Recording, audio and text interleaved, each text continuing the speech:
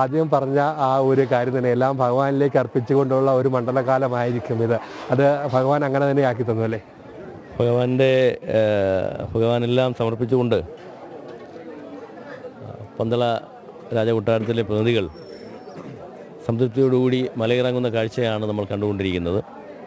ഇവിടേക്കെത്തിയ ലക്ഷോപലക്ഷം ഭക്തജനങ്ങൾക്ക് തൃപ്തിയായ ഒരു മണ്ഡല മകരവിളക്ക് മഹോത്സവം സംഘടിപ്പിക്കാൻ കഴിഞ്ഞെന്നുള്ളതിൽ ചാരിതാർത്ഥ്യമുണ്ട്.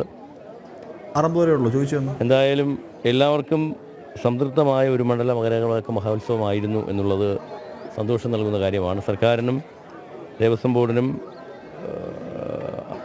ചാരിതാർത്ഥ്യമുണ്ട് ഇക്കാര്യത്തിൽ. ഇവിടെ എത്തിയ ഭക്തർക്കെല്ലാം തന്നെ അടിസ്ഥാനപരമായ എല്ലാവിധ പ്രശ്നങ്ങൾക്കും സന്തോഷകരമായി പരിഹാരമുണ്ടാക്കാൻ സാധിച്ചു. ഒരിക്കൽ കൂടി എല്ലാ ഭക്തജനങ്ങൾക്കും ഒരിക്കൽ കൂടി നന്ദി പറയുന്നത്. എല്ലാവർക്കും ഈ മണ്ഡലകാലം മംഗളമാക്കുവാൻ ഒരുപാട് പേരുടെ പിന്തുണ ഉണ്ടായിരുന്നു, പ്രാർത്ഥന ഉണ്ടായിരുന്നു. എല്ലാവർക്കും ഒരിക്കൽ കൂടി നന്ദി പറയുന്നു.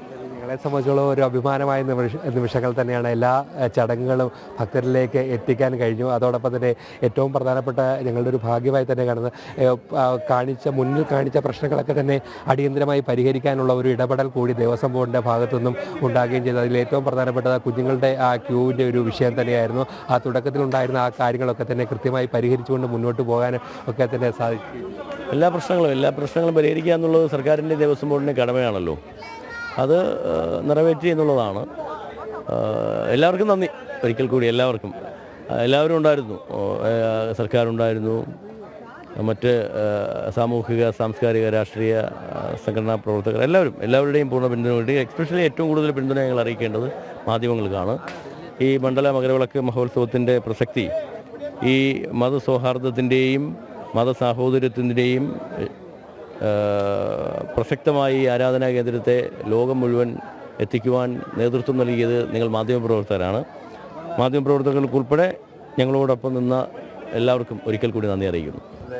ഏറ്റവും പ്രധാനപ്പെട്ട ചടങ്ങുകളൊക്കെ തന്നെ പൂർത്തീകരിച്ചുകൊണ്ട് എന്തായാലും ഭക്തി നിർഭരമായ ആ ഒരു അന്തരീക്ഷത്തിലേക്ക് ശബരിമല ഒന്നാകെ മാറി. ഇനി താമസ ഭൂമിയായി ശബരിമല മാറുന്നു. ശരണമന്ത്രങ്ങൾ നിറയുന്ന ആ ഒരു മണ്ഡല മകരവിളക്ക് തീർത്ഥാടന കാലത്തിന് സമാപനമാക്കുകയാണ്. ഇനിയും ഹരിവരാസനം പാടി നടയടച്ചിരിക്കുകയാണ്. ചടങ്ങുകളൊക്കെ തന്നെ പൂർത്തീകരിച്ചിരിക്കുകയാണ്. എന്തായാലും യോഗനിദ്രയിലേക്ക് രുദ്രാക്ഷമാല കഴുത്തിലണിഞ്ഞുകൊണ്ട് യോഗദണ്ഡ് കയ്യിലേക്ക് കൊണ്ട് ആ ഭഗവാൻ താപസഭൂമിയിലെ സന്നിധിയിലേക്ക് തന്നെ അതിൻ്റെ തത്സ ദൃശ്യങ്ങൾ കൂടിയാണ് കാണുന്നത്.